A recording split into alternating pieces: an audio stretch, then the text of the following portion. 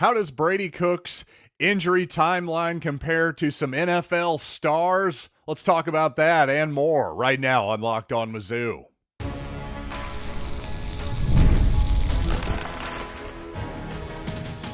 You are Locked On Mizzou, your daily podcast on the Missouri Tigers. Part of the Locked On Podcast Network, your team every day.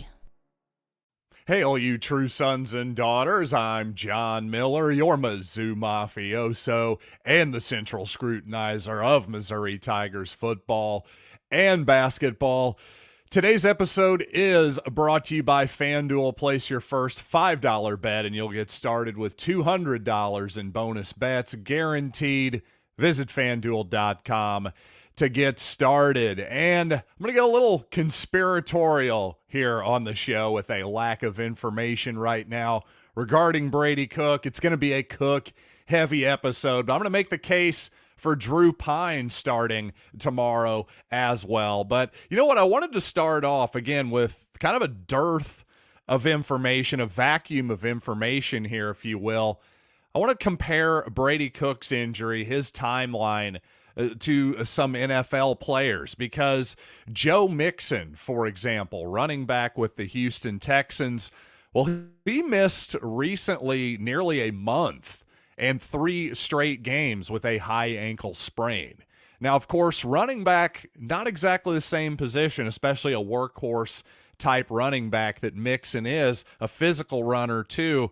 That's not the same thing as a quarterback. So another prominent NFL player, of course, you Kansas City Chiefs fans are very familiar with, the Los Angeles Chargers' Justin Herbert.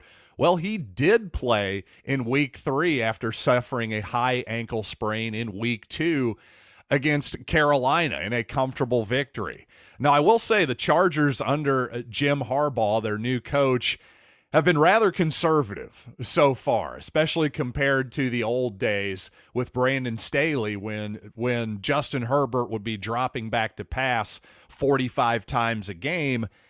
But the next 2 games for the Steelers, against the Steelers in particular, that next game in week 3, Herbert's first game with that high ankle injury, well, he was 12 of 18 for 125 yards in a loss. So Herbert played, but I wouldn't say he was particularly effective. And obviously Harbaugh and the staff, well, obviously based on that stat line alone, you can tell they were trying to protect Herbert as much as possible.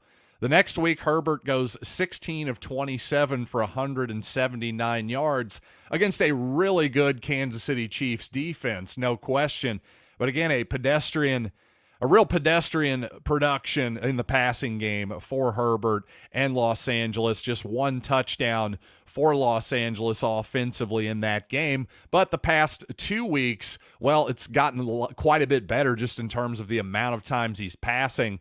Now Herbert with 34 and 39 pass attempts respectively, including 350 yards in a loss to Arizona last week. So it sure seems to me that based on that, for one thing, that quarterbacks, well, they're a little bit different. We've seen Trevor Lawrence last season play through a high ankle injury as well.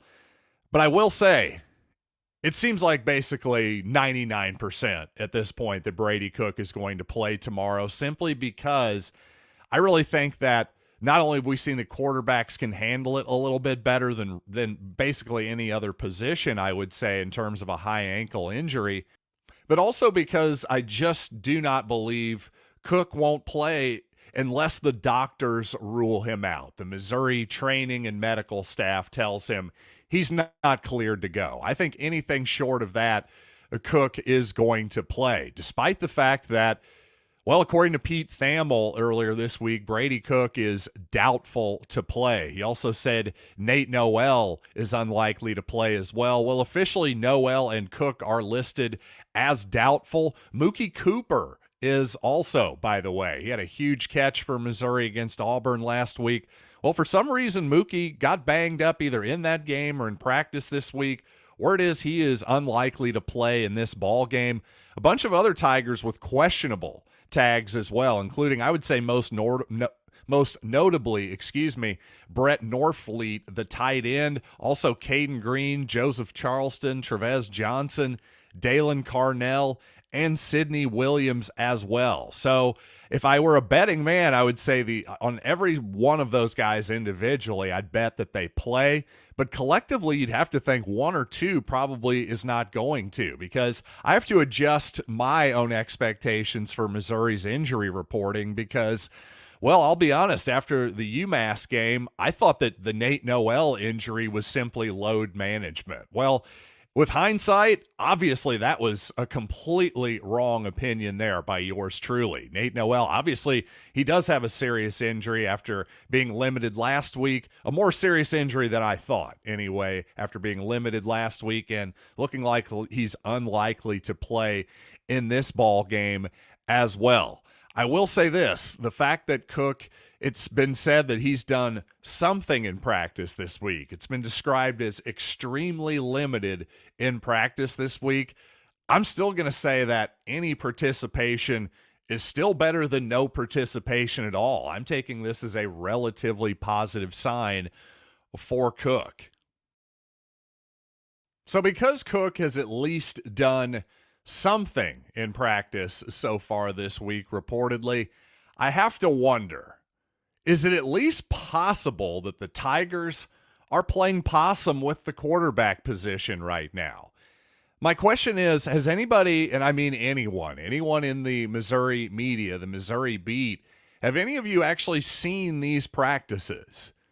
I'm just saying, the last time we saw Brady Cook, he was running just fine. He was spinning out his opposite to his right shoulder, the opposite way against the grain, and sprinting for a 3rd and 7 first down, thanks in large part to a nice blitz pickup by Jamal Roberts once again. So, again, what if Brady Cook is actually feeling a little bit better than Missouri is leading on? No question that Cook is hurt. When we saw him go down with the non-contact result there, him jogging off the field, well, obviously everybody knew that wasn't fake. When he goes to the hospital, nobody's saying that this is fake here, but maybe the Tigers are being just like Mike Elko did with Texas A&M in his quarterback situation, which seemed to have caught Eli Drinkwitz a little off guard, by the way. Is it possible the Tigers are doing something similar here?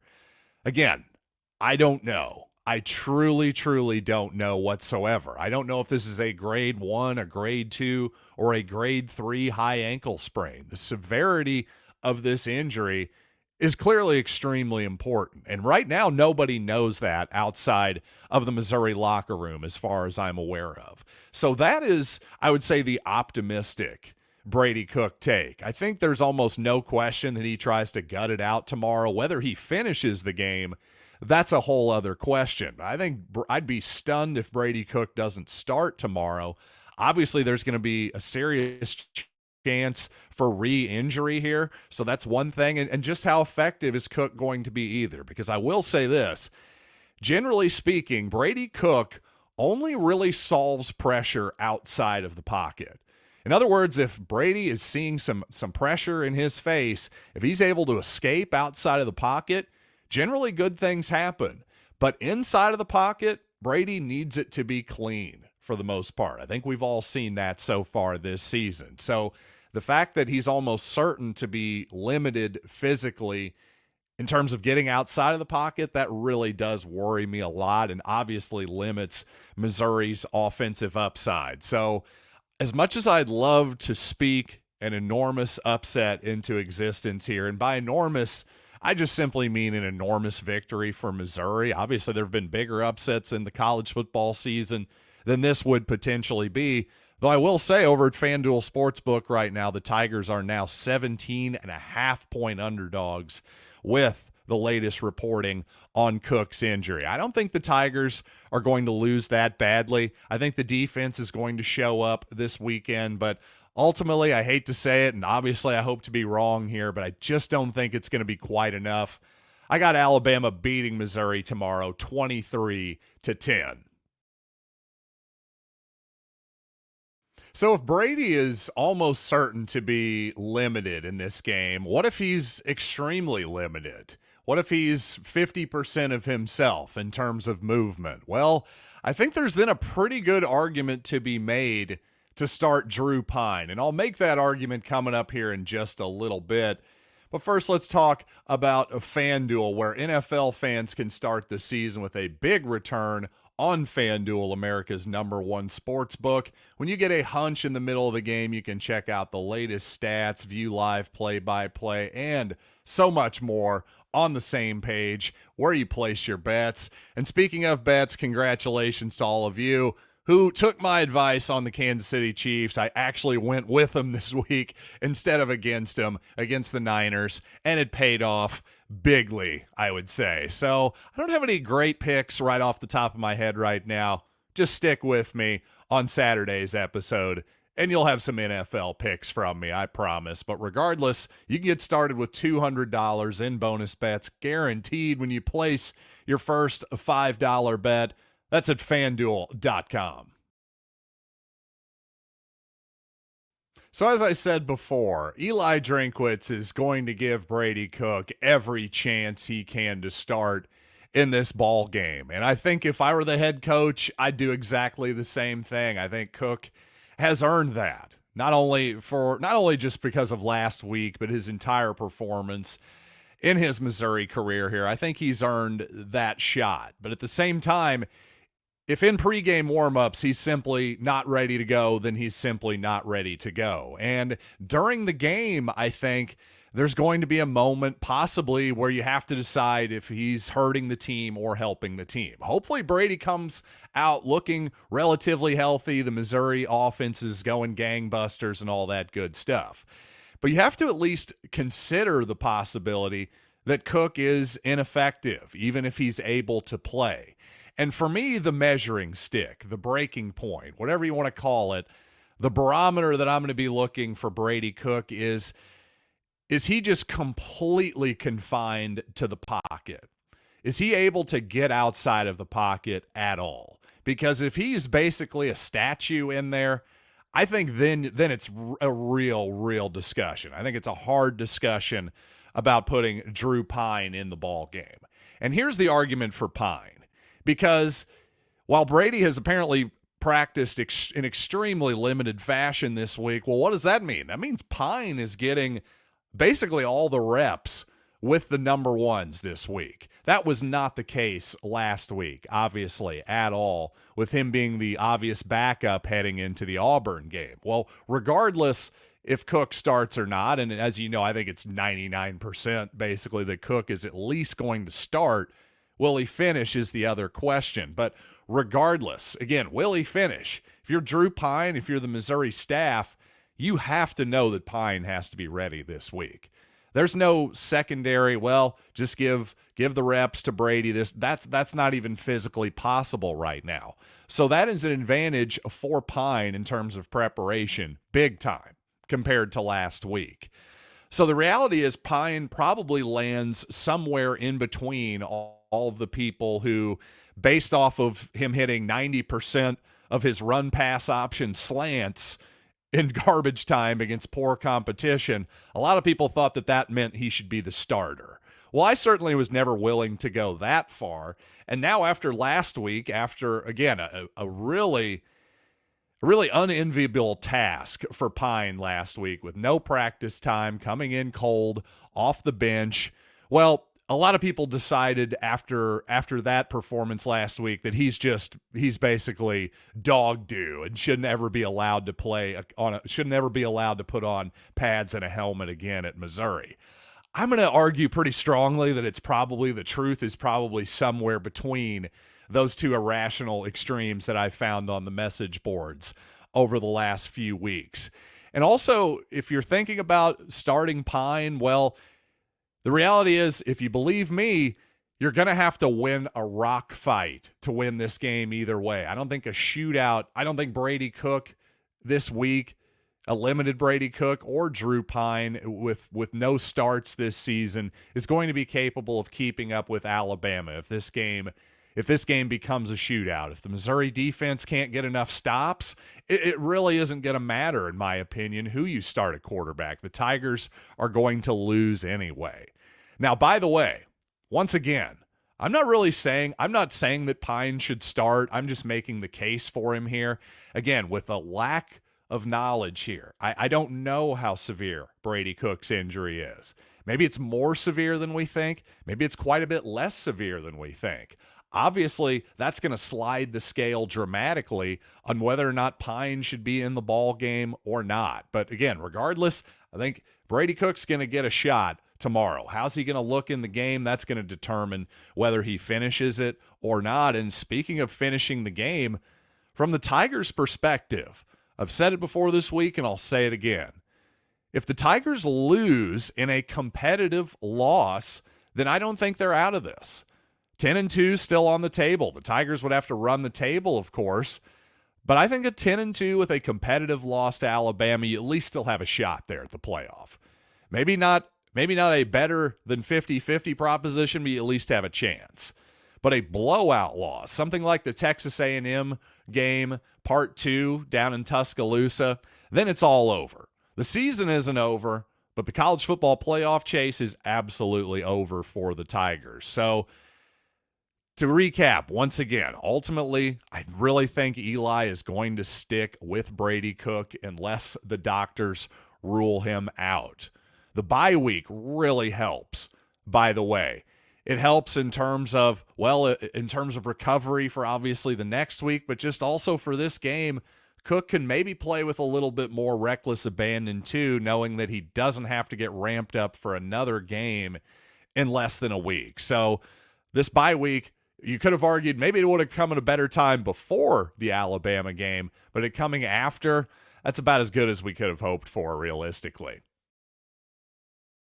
And by the way, on the Crimson Tide, did you know that until this month, with losses to Tennessee and Vanderbilt, the Crimson Tide had not lost more than once in the same month since November of 2007. Yes, pre-Great Recession type days, people. Well, they've already lost 2 games, of course, this season. 2 games in October. My God, the horror. Could it be 3? Could the Tigers make it 3? It honestly is going to be interesting to see how Alabama responds this week, because under Nick Saban, I would have expected the usual joyless murder ball, as they like to say down in Tuscaloosa, from the Tide. But with Kalen DeBoer, I'm just not totally sure what to expect. I could see them absolutely coming out gangbusters against Missouri, but I could also see an Alabama team somewhat going through the motions as a 17.5 point favorite, knowing that the quarterback may be limited on the other sidelines. By the way, in front of a kind of entitled Alabama crowd, too. Is that crowd going to be super jacked for an afternoon game against Missouri? As, again, double-digit favorites. You expect to beat Missouri every single year if you're an Alabama fan. You expect to basically either win or be competing for the national championship every year if you're an Alabama fan at this point. This is a bit of a new reality right now. Of course, the Tide are very much in the college football playoff race still. This is a bit new territory here for the Crimson Tide and their fans. Just curious to see how they react here. I really am.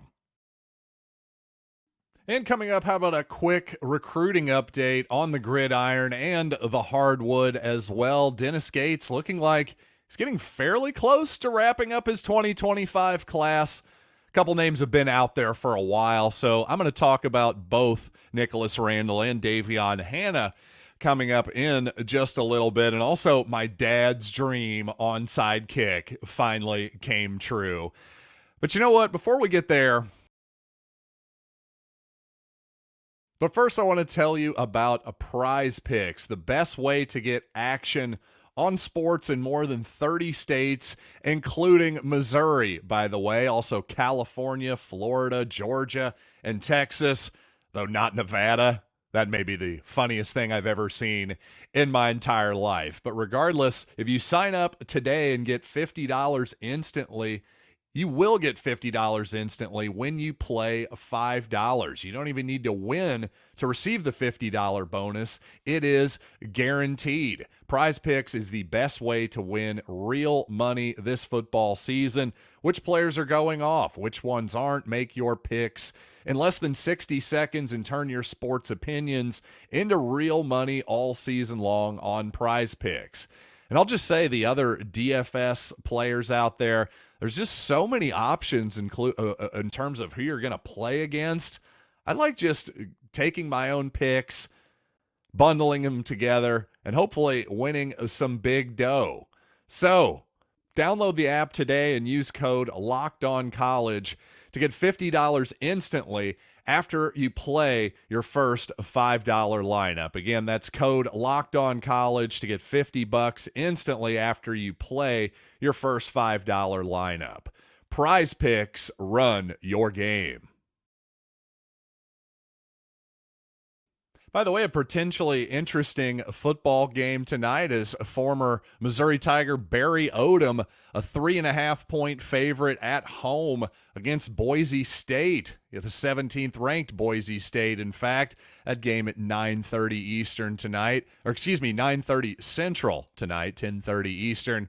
Yeah, most of you in Central Time, right? But just going to be interested to check in, tune in, see how Barry Odom does against the Boise State Broncos. But you know what, a quick recruiting update here. Andrew Babalola, a kid from the Kansas City area, long had been rumored to be going to Stanford. Well, he's now going to Michigan. Missouri had made a big push for the talented 5-star offensive lineman. Babalola, just one of those kids who carries his rather large frame easily. Just a tremendous high upside potential type of offensive lineman. But speaking of those type of players, for weeks, rumors have been swirling that Lamont Rogers, who's been a long-time Missouri commitment, was going to flip to Texas A&M. And after Texas A&M put a hurting on Missouri a few weeks ago, well, the rumors started to heat up even more, but the reality is that has not happened yet. So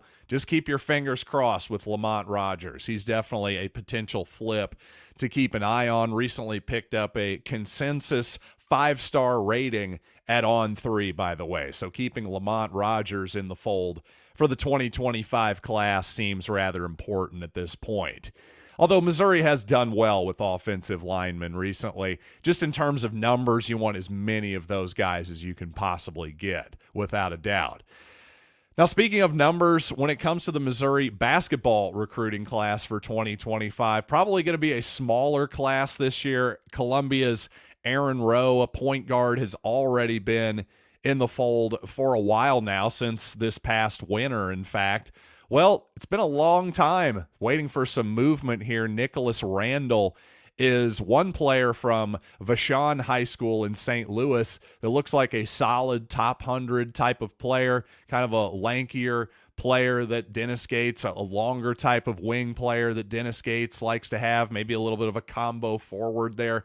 But really, Davion Hannah is the real prize of the class if Missouri can close on Davion Hannah. He's a, borderline type of, he's a borderline kind of, McDonald's All-American maybe type of guy, ranked in the top 30, top 40, that type of thing. 6'5" guard. Again, plenty of rangy athleticism there. A guy originally from the Milwaukee area, but has been playing his high school ball in Branson at Link Academy. Link Academy has really become a place where a lot of big-time prospects on the basketball court are hanging out to finish up their high school careers, and that's not exactly a terrible thing for Mizzou, is it, in terms of having access to some of the most talented guys in high school basketball. But you know what? One more note I want to go out on. I have to give my father a little bit of credit, because this is something he's been calling for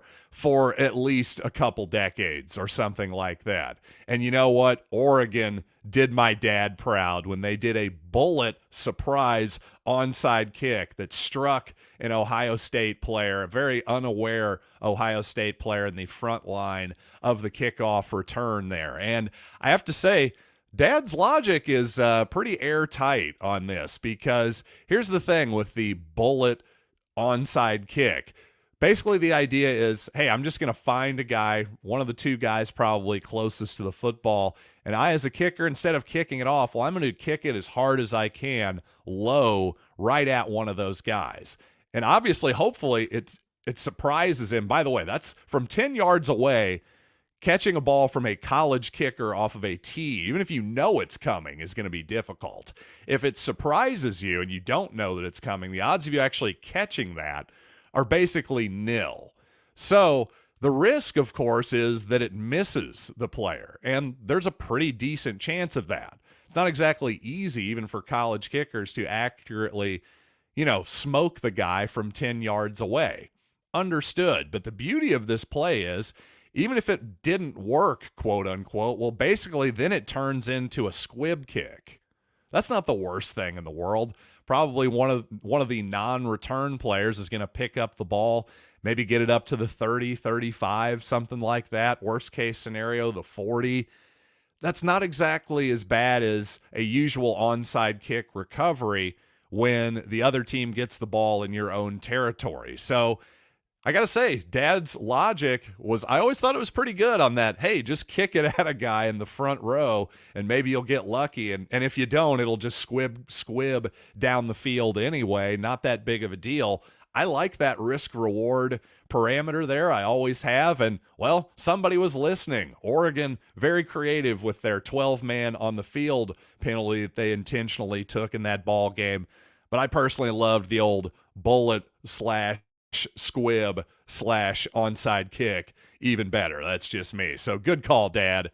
I knew you knew something about football, but you know what? You definitely know something about football for tuning in to Locked On Mizzou today.